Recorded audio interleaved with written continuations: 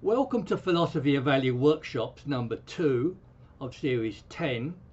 The question for today is, can analytic philosophy adequately explain human existence as consciousness? Reading again from one of my works if you want it, The Pursuit of Value, chapter 1, section 7. Now, the subject matter of these workshops is consciousness and the resolution of its problems in terms of value. I explain elsewhere what consciousness and value are and how their problems might be resolved. But prior to that, we need to examine the methodologies at our disposal and their effectiveness.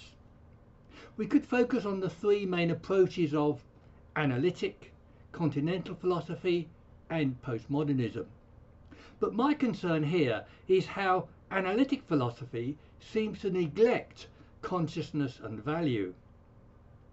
Yet even before analysing analytic philosophy, we should say something about philosophy in general. One thing is the diversity and the versatility of the subject, with many different schools of thought like Stoicism, scholasticism, empiricism, idealism, logical positivism, existentialism, phenomenology, and postmodernism, as well as analytic philosophy. Then there are many branches of philosophy that these different schools will have different views about, like ethics, logic, epistemology, and metaphysics, as well as philosophy of politics, religion, and language. But against this versatility, its subject matter is often thought to be pretentious or pseudo-scientific. This is because aspects of philosophy are often displaced by science or empirical disciplines. A paradigm example of this is that Oxbridge still describes science as natural philosophy. And again, much philosophy of mind has been replaced by the relatively new science of psychology. Computer science has overtaken the philosophy of logic and mathematics. The same can be said about physics, chemistry, and biology. And both mathematics and linguistics have become independent disciplines. This diversity might encourage the idea of philosophy as random responses to a multiplicity of problems. Another similar view is that philosophy doesn't need particular knowledge about anything. But books like A.J. Ayer's The Central Question of Philosophy imply that philosophy has a central objective. And in analytic philosophy, that objective has focused on perennial questions of knowledge. Yet in the two classic questions of what is there and why, there is another tradition. This asks questions of ethics, meaning, purpose, value, and the why of life.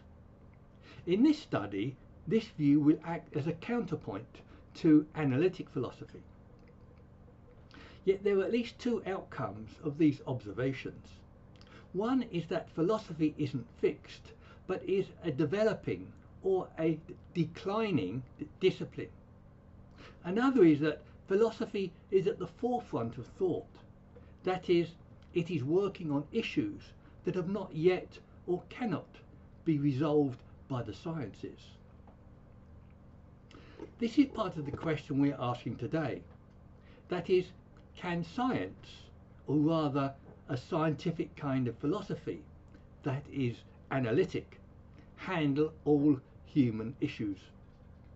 We should begin by starting to define analytic philosophy that is predominant in the English-speaking world. Perhaps philosophy shouldn't be culturally influenced, but it is, as seen in Western and Asian philosophies. Other interesting differences can be found in Anglo-Saxon analytic philosophy. American philosophy is pragmatic. Australian philosophy tends to be physicalist. And English, but not Scottish philosophy, employs more language and logic. Yet a much better way to define philosophy is by the two features of subject matter and its method or methods. The main method of analytic philosophy is reductive analysis that breaks things down to smallest parts.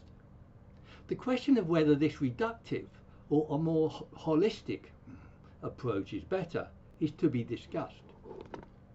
Other methodological features of analytic philosophy that also need to be discussed here are its emphasis on the importance of evidence, reasoning, and precision. With respect to its subject matter, we should list the 4 areas of language, logic, epistemology, and metaphysics.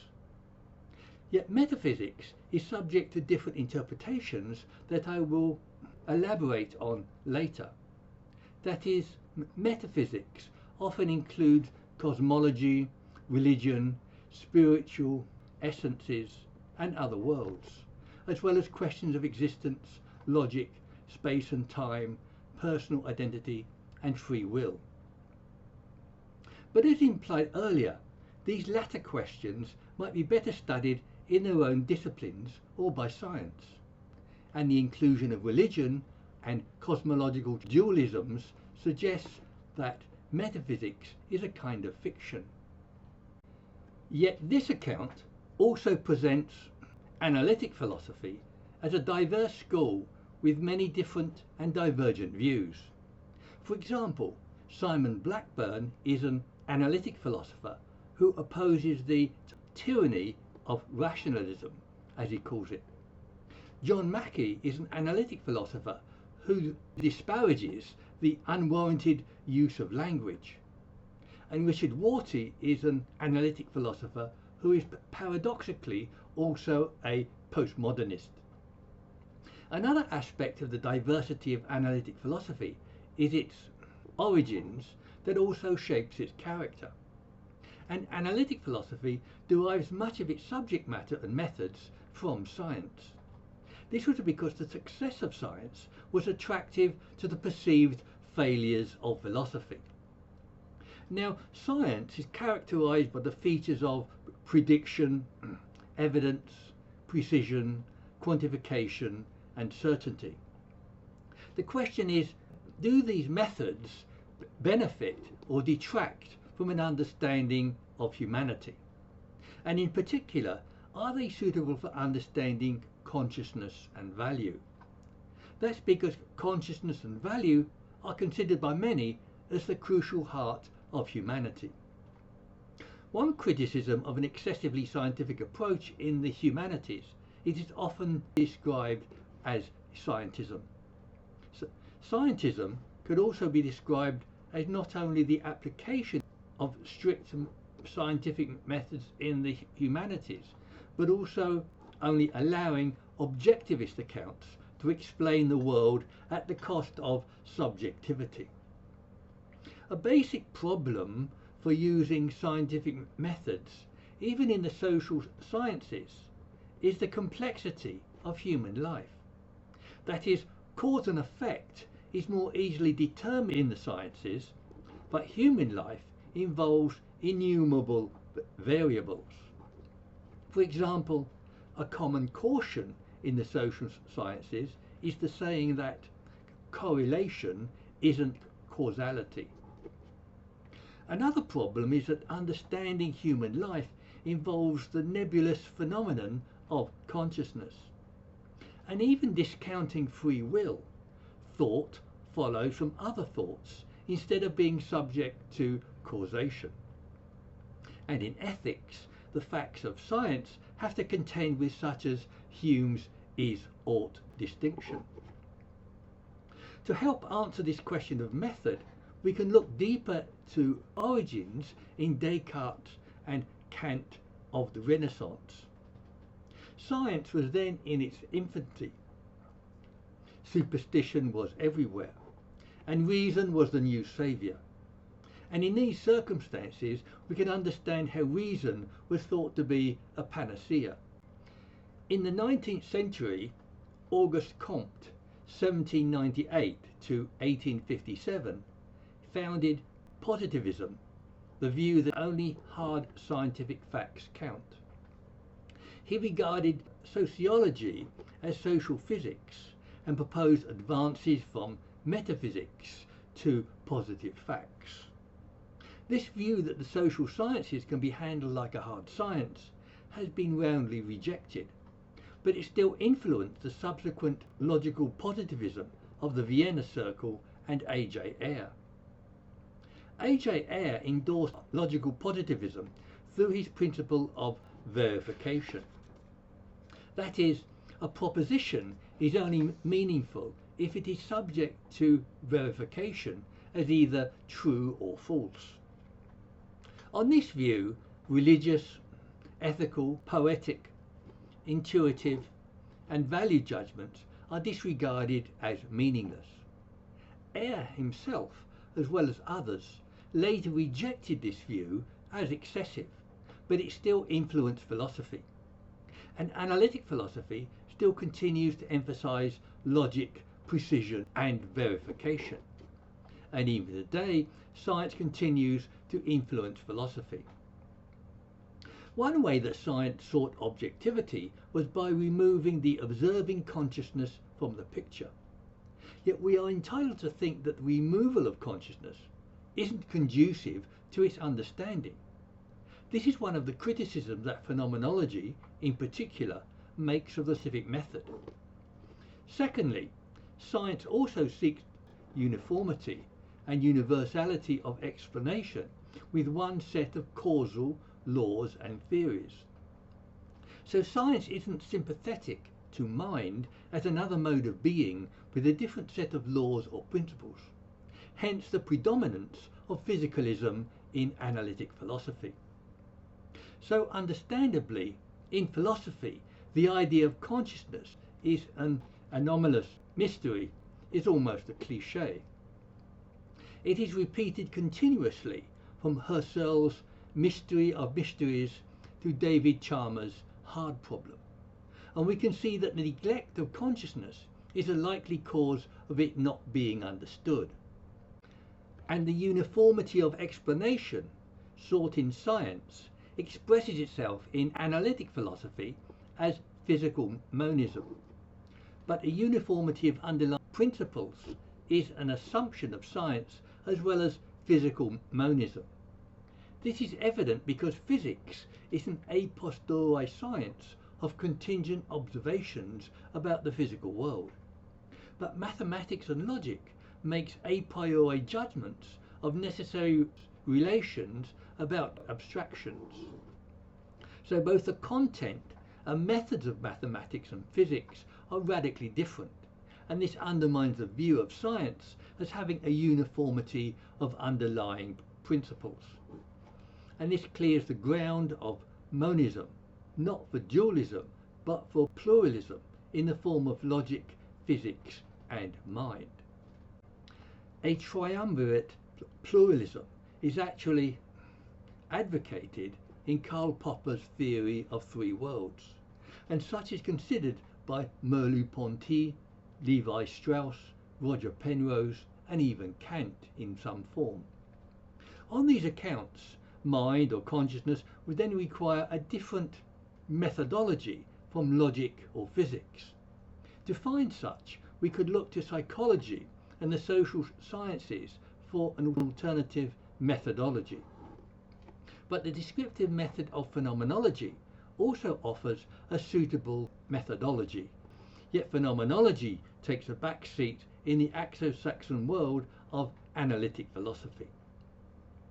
And this neglect of consciousness is also indicative of a wider neglect of subjectivity and human experience. Yet this neglect of subjectivity, experience, a human feeling can be presented more starkly in the hypothetical problem of a non-sentient but reflectively conscious being trying to understand human experience. That is, we need to understand human experience or activity from the inside to appreciate meaning and purpose. Without this, it's like trying to understand cricket without knowing the purpose or objective of the sport. The non-sentient but reflectively conscious being would likewise not be able to understand human references to meaning, purpose, love, hate, resentment and despair. And without these, understanding the human condition is impossible. Thomas Nagel argues that this subjective inner view is essential to understanding human reality. That is, in addition to an outer objective view that human beings have, which is given by the reflective mind. He argues that the greater degree of objectivity and detachment, the more subjective aspects of life are left out. And because subjective aspects of life are left out, the objective viewpoint cannot have a grasp of reality. Yet the need for an appreciation of a subjective view is also widely acclaimed by other philosophers. John Haldane, for one, speaks of the inner view, and Charles Taylor writes about the inner self. In another context, Bernard Williams discusses different internal and external reasons for action. These views count against the adequacy of a purely objectivist scientific perspective. Another objectivist element of the scientifically analytic perspective is its bias towards cognitivist explanations. Cognitivist explanations are heavily reliant on logic, reason, and factual information. Yet much of Western philosophy is subject to a cognitive and epistemological bias, except perhaps for exceptions like Kierkegaard and Nietzsche. So cognitivism is a predominant view in analytic philosophy, and this view expresses a preference for fact and reason that also neglects mind and subjectivity.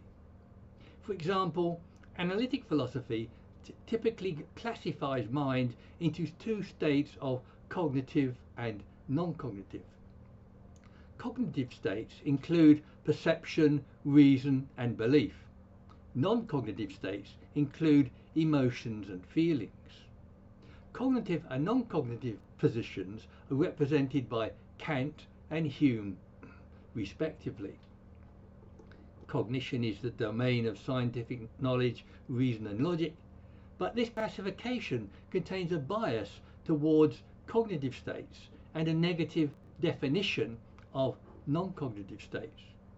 To rectify this, an alternative classification can describe non-cognitive states as affect, will, and value. This provides us with a four-state classification of cognition, affect, will, and value. And affect, will, and value are crucial to understanding humanity, but they are not widely appreciated in science and analytic philosophy. So value is another crucial aspect of human life that scientific objectivity both neglects and wants to remove. For example, in the 19th century, science was regarded as objective and value-free. Now it's seen as value-laden. Thomas Kuhn's paradigm theory showed the effects of social structures on scientific change, and these examples show the unavoidability of value even in science. Value theory is a topic in analytic philosophy, but is neglected as a subject and as a study in philosophy courses. We do have theories of ethics based on happiness, reason, character, love, freedom, and self. But remarkably, we do not have a theory of ethics based on the principle of value. That is, even though ethical principles are values that guide moral action. I have attempted to rectify this deficit by offering a value theory of ethics myself. Yet language is another prominent aspect of analytic philosophy in the form of linguistic philosophy. This is so because language is needed in any description, argument, or process of reasoning. This partially accounts for its ubiquity and acceptance in philosophy. But in the mid-20th century's linguistic turn, problems of philosophy were regarded as linguistic problems. Wittgenstein saw problems as confusions that needed to be dissolved rather than resolved. That is, questions of ethics, metaphysics and mind were turned into questions about the meaning of statements. For example, what does the word stealing mean, rather than what thoughts and actions does stealing involve? This turned difficult problems into more manageable questions about language. For example, the mental property of intentionality was defined linguistically as intentionality. But John Mackey argued that a psychological state cannot necessarily be described through a linguistic description that is a merely possible and contingent state of affairs, that is language. William Neal further held that propositions are essential to all mental life except bare sentience. This means that language is deemed an essential precondition to thinking and believing. But Noam Chomsky, John Searle and others accept the fact of thought without language. Argument for non-linguistic thought also comes from animals and non-linguistic humans. But Anthony Kenny went even further to claim that self-consciousness presupposes the possession of language. But existence of non-linguistic humans shows that self-consciousness does not presuppose language. And in my view, the linguistic turn has been a misleading detour for philosophy. And that linguistic philosophy has led to a trivialization of philosophical issues. Yet, as noted, language is required for description and argument, and logic requires language for its expression. And language could also work as an anthropology of both the mind, values, and history of human thought. The question is, though, whether strictly logical thought is always appropriate in the humanities or even in physics. Rationality can be superseded by intuition and by the reasonable, as well as by different forms of logic. This is because, like logic, rationality excludes seemingly extraneous or improbable factors. But what is extraneous or improbable can't be immediately or unambiguously determined. This is because physics is discovered by empirical observation rather than by necessary a priori relations, whereas logic is tautologous and by itself isn't able to provide knowledge of the physical world. Hume's fork proves this by distinguishing matters of existence from relations of ideas. Hume's fork and Leibniz's distinction call for another dedicated study apart from this one. Yet these are some of the limitations of both language and logic that have implications for analytic philosophy. That is, strict adherence to linguistic and logical methods will limit the scope of the analytic method. And analytic philosophy can also have more subtle effects on methodology.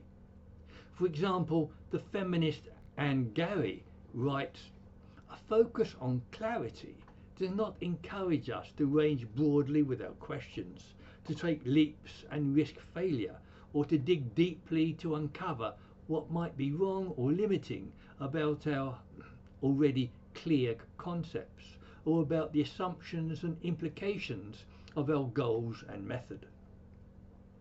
Analytic philosophy also draws on science for its criteria of logical certainty and linguistic precision.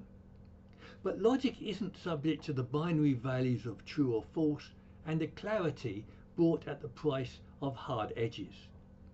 Yet these aren't the valenced or relative ideals of human life where everything is subject to degrees. And like science, analytic philosophy isn't holistic, but understands things by breaking them into parts. This reduction of things to their components is useful but limited. And even Aristotle pointed out that the whole is greater than the sum of its parts. And this is true in understanding engines, ecology, society, or consciousness. These systems can't be understood solely in terms of their constituent parts. This is because they have dynamic functions only seen in their processes. We can now ask whether the criteria of science and analytic philosophy are appropriate to human understanding. Consider that even many facts aren't susceptible to precision, prediction, quantification, or certainty or proof. For example, facts like other people are conscious, the moral good is good, causality, and 1 + 1 = 2 aren't easily provable. Such must be accepted by intuitive judgment rather than hard evidence and reason. Even the concept of truth is more subjective and value-laden than previously thought. For example, there are different theories of truth, like correspondence, coherence, and pragmatic theories. And choosing between them requires another theory that we then also have to decide about. Kant and Karl Popper also unexpectedly define truth as a regulative idea. And Paniel Rees Cardenas finds that truth is a regulative attitude in both Hegel and Kierkegaard. So the idea of truth as an absolute, value-free, bleached-out view of bare cognition isn't realistic. Several other critics of this absolutist view of truth can also be noted. Nietzsche, for example, criticized scientific truth, and he held that Socrates' passion for rationality was perverse. And Paul Feyerabend entitled his famous essay, How to Defend Society Against Science. Yet he was criticizing the supposedly unique and unchallenged status of scientific truth and method. Now, consider the influence of an ungraduated black or white, all or nothing thinking on the humanities. Binary thinking, a priori methods, and necessary relations are the correct approaches for mathematics and logic. But even in the physical sciences, a posteriori methods and contingent discovery are correct. Yet the sciences still seek predictability, precision, certainty, clarity, truth, and unambiguity. But in my view, these absolutes should not be strictly applied in the humanities.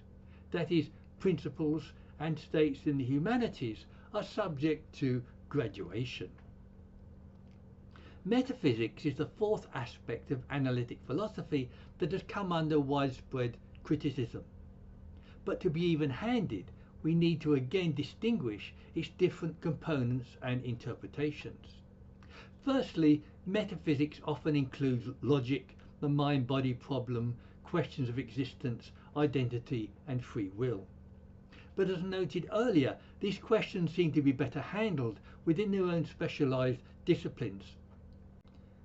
Yet secondly, metaphysics also includes more nebulous or speculative topics like cosmology, religion, pantheism, fixed essences, Plato's two-world dualism, and Kant's noumenal world. But it has been strongly argued that these realms don't actually exist, and that they are objectified fictions or hypostatized ideologies. Moreover, the above disjunction between respectable and unacceptable aspects of metaphysics can easily lead to an ambiguity of meaning and a danger of the reification of the very concept of metaphysics. For these reasons, the concept of metaphysics is obfuscatory, and I don't use it. Some of the other traditional criticisms of metaphysics are that it is speculative and without consensus, except each school can find problems with the others. And this confusion has led to the view that there is something wrong with the concept itself. David Hume, for instance, criticised metaphysics for its lack of factual empiricism. He said that, does it contain any experiential reasoning concerning matters of fact or existence? No. Commit it then to the flames, for it contains nothing but sophistry and illusion. Unquote. Nietzsche had similar criticisms of metaphysics, but for different reason of neglecting this world for another. He regarded this as part of the mistake of the illusion of worlds behind the scene. In his book, The End of Philosophy, Heidegger also criticizes metaphysics when identified with philosophy, and that as such, metaphysics has come to an end, making way for a more original way of thinking. The more original way of thinking is phenomenology and existentialism as defined by Heidegger.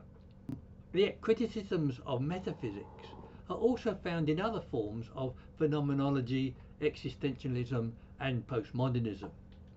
And more traditional criticisms have also come from utilitarianism, linguistic philosophy and the sciences. Critics have also thought to have included Kant, Hegel, Heidegger, Marx and even Habermas. But Kant's categories of thought and his noumenal world appear to be very metaphysical. And the same can be said of Hegel's absolute spirit working its way through the world. And these differences seem to underline the ambiguity of metaphysics. So we have now outlined how science, logic and linguistic requirements have influenced analytic philosophy. Analytic philosophy would thereby seem to have limitations in understanding humanity and the human mind. Its dismal output in ethics, theory of value, mind and free will seem to indicate this limitation. We've also noted ways that scientific features of analytic philosophy aren't conducive to understanding consciousness. For example, 1. Its emphasis on language, logic, epistemology and metaphysics tends to trivialize substantive issues. 2. It pursues unattainable precision and evidence, resting in an error-intolerant attitude. 3. It encourages reductive rather than holistic understanding. 4. Its pursuit of a uniform one set of laws results in physicalist approaches. And 5. Concerning to me, its methods tend to exclude consciousness and value. We can also view these as just not features, but as an attitude or predisposition that influences our thinking.